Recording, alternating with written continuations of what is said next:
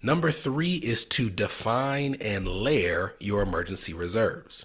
Now, if you don't have emergency reserves, this is still a conversation worth having, but defining your emergency reserves means literally defining how much you want, how much makes you feel comfortable. It's going to be different for each family. So for you, it may be 3 months if you're in a dual income household and both, occupations are very stable. It might be 6 months. It might be 2 years.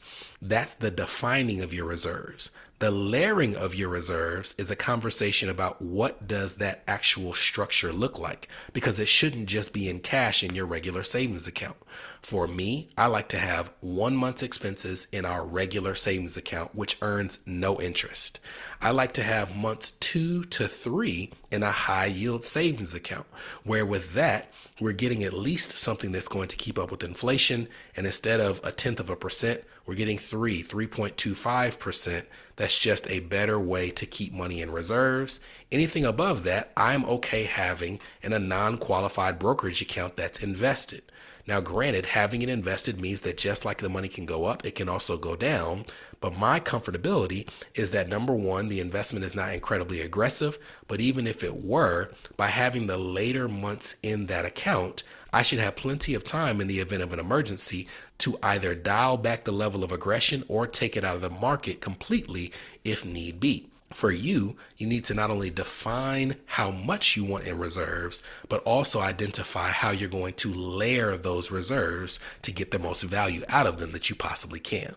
Number 4 goes back to the insurance well. I don't like to just hit you with a bunch of insurance because you stop listening to the podcast because it's so boring. But number 4 is to add contingent beneficiaries to your coverages.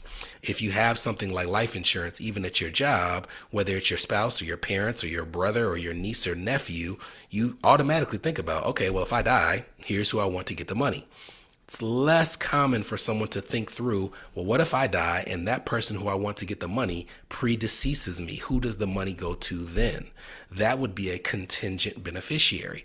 And adding them is important.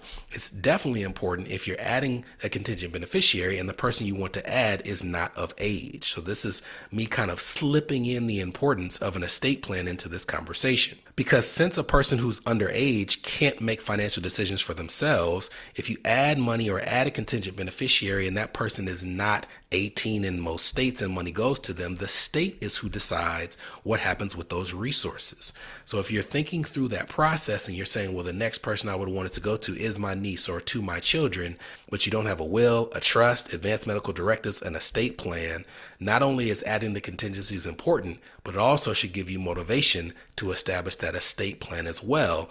So this is the extra step to having a fully thought out and implemented estate plan as compared to establishing an estate plan and not going through the rest of your finances to make sure that everything points to the estate plan in the event of your death.